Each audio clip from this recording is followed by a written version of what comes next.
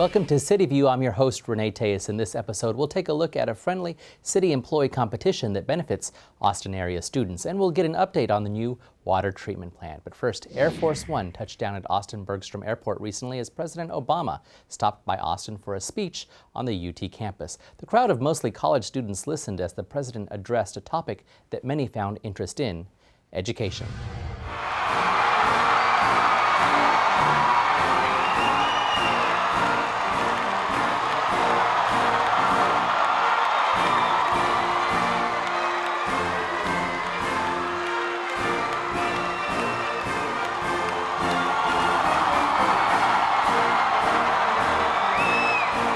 Gave me the goosebumps. I don't know about you. No, this is actually my first time actually seeing him. At first, it was surreal. I was just like, man, I couldn't believe it. At first, before I was like, he's just another guy. But then when you see him in person, he's just like, hey, there he is, the President of the United States, at 20 feet in front of me. It's good to be back. It is good to be back. I love you back. I love Austin. He's an inspiring guy, and you look at the work and commitment that he does, and as a person, he's just amazing. Mayor Leffenwell is here.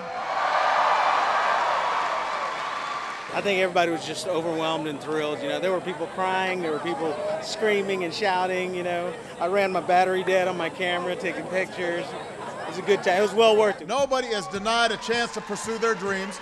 Nobody's denied a chance to make the most of their lives just because they can't afford it. That hits a point in my place because, you know, my parents strive really hard for us to be here. I was kind of intimidated of all the expenses that he's had to undergo, especially since my parents are like working minimum wage jobs just for us to be able to be here, and they're killing themselves just to provide for us. So it's very relieving to find out that, you know, the president's acknowledging these issues so that way we can not worry so much about it. Thank you, Austin. Thank you, Texas. God bless you, and God bless the United States of America. Thank you. And while the president was talking education, some local area business owners have been educating themselves on one aspect of banking.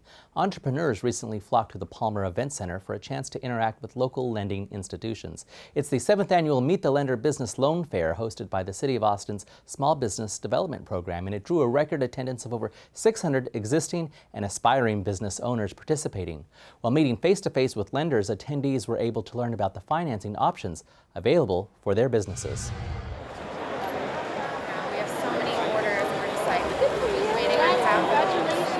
Basically, what we have done is invented the world's first vegan queso. It's cool because it's fat-free, soy-free. Where we are right now with our business is we're looking for capital, and what we've done is come meet with Big Austin, Asayan. People Fund was another great resource. All we're doing is just bringing our business cards, talking to them a little bit about our business. All the things that you think about when you're starting a business. I think it's important for the city to hold these types of events because it was a great networking atmosphere. You have a card and I'll shoot you. It was very relaxed, and I had awesome conversations. Just were able to kind of start the beginning of developing a relationship with the lenders. And that was really important for the city to promote and to encourage that type of environment. We went through the class upstairs, and it's unique. There's a lot of programs available to us. I'm really glad that we came.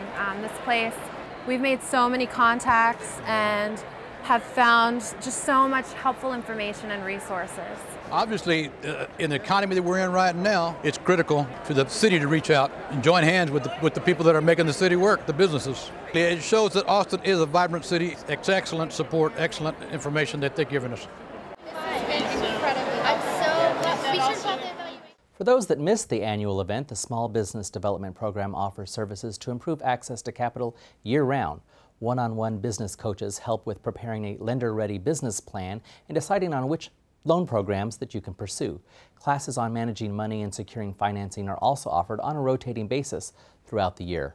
For more information on these and other services, call 974-7800 or visit austinsmallbiz.org. Now let's take a look at our most recent City Council update. The Austin City Council wants to get Austinites moving around town easier on foot or a bicycle. So they're improving bike and pedestrian access along Loop 360 from US 183 to Arboretum Boulevard. Improved crossings will also be constructed on Loop 360, and a shared use path will be constructed from Loop 360 to Jollyville Road. Funding for the project will be subsidized under the American Recovery and Reinvestment Act, with the city contributing 20% to the total cost of the project, or about $91,000. Council also reaffirmed Austin Energy's commitment to renewable energy by securing the purchase of solar panels for city buildings, including the Parks and Recreation Department, Austin Public Library, Austin Water Utility, Austin Energy, and others. The panels will also go on several schools in the Austin Independent School District and other school districts within the Austin Energy service area. Funding for solar projects at local schools is possible through a Solar America Cities grant from the Department of Energy, approved by City Council on May 13th. The Mexican-American Cultural Center will now be known as the Emma S. Barrientos Mexican-American Cultural Center. Council received over 700 letters of support for the renaming. Mrs. Barrientos devoted her life to public service and was instrumental in the establishment of a cultural center in Austin. She also helped found the nonprofit organization Center for Mexican-American Cultural Arts. And finally, Council wants your input on the Imagine Austin Comprehensive Plan.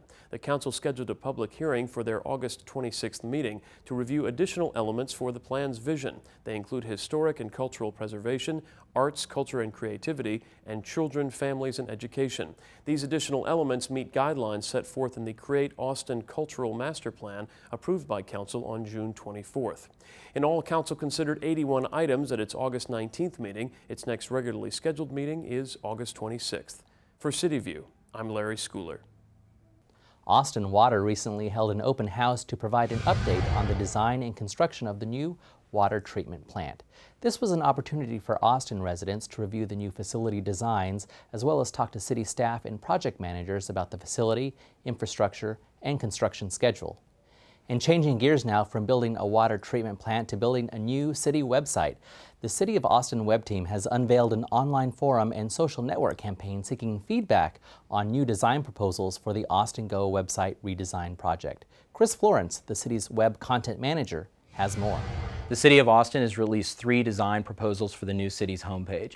2 of the designs are very different from each other, and the third one is kind of a fusion of those 2 designs. We want people to have a website that they feel reflects the unique culture and community here in Austin. We want them to go and see a design that they're comfortable with, and we also want to see a navigation that's intuitive and natural for them to use so they can find the information that they've come to the website to find.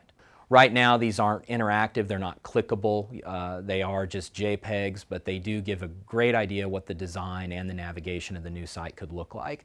So when you come and visit, keep in mind that all the images and the text that you see will change in the final design. We are looking for direct feedback on the design, the look and feel, and of course kind of the navigation bar up top. We've been engaged for the last 6 months in a lot of public outreach, different focus groups and online surveys that visitors to the site may have seen and taken. These designs are research driven, and they reflect the things that we learned about people's preferences and what they needed to see on the site. To give us your feedback, you can access the forums at cityofaustin.org, and Twitter users can let us know what they think using the hashtag AustinGo. The forum will be live through the end of August. New lights are now illuminating parking spaces in the City Hall garage. All of the old lighting has been replaced with energy-efficient LED lighting fixtures. This was made possible with part of a $7.5 million federal stimulus grant awarded to Austin to make energy efficiency upgrades to city buildings. The fixtures will provide more light with 74% less wattage. The upgrade is expected to reduce energy use by an estimated 575,000 kilowatt hours annually and reduce operating costs by $46,000 a year. And some lucky kids don't have to worry about the cost of new school supplies. A smorgasbord of school supplies were counted up as the annual Build a Backpack program was in full swing. Supply shortages present a serious challenge for teachers and can lower the quality of education children receive. Luckily, it was easy to help construct backpacks for children in need with help from City of Austin employees. We got deliveries. Despicable Me. Yes. For me, I'm just astounded. I'm going to get a close-up on this one, how this program has expanded over the years. Oh, wow, huge. started out with a little bitty committee. Good. Just a thought and an idea. Almost every department supports this. And how many did you bring? Just one. We have had creativity. Our theme is don't bug your teacher, get your school supplies. And are these competition ones? Yes, they are. Perfect. This is our 5th year. Who would have known it would have lasted 5 years? He was easy. How easy? It only took 2 hours. It's homemade. You got to make homemade backpacks for the kids. And they're really excited about the competition aspect of it. Thank you so much. Good luck. They're hand painted from one of our other employees. Wow, SpongeBob! A little jellyfish. How are we going to do this? Now, where do you want these? Well, the story of the backpack is it's jellyfish going back to school. We ran out of Dalmatian dogs. So next year we'll have a Dalmatian on this one. The Dalmatian dog. I always tell everyone, you know, with city employees, you put a competition into it and they will embrace it. I think it helps, you know, it helps foster creativity and it breaks up the mundane. Each of those decorative backpacks that they bring represent a little bit of their department. With their 26, 60. you think? About 60. Our goal is to make sure that every kid start learning that very first day, and it's very hard to do that if you don't have supplies. Ready? Here we go. Beautiful. We really want to acknowledge the departments that bring in the backpacks, and one of the best ways to do that is to take their pictures. You could just hold this and stand over there. No, really no.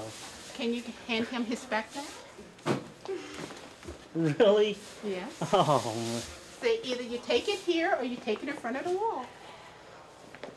Oh, that's lovely. Let's do it. Go ahead, do it.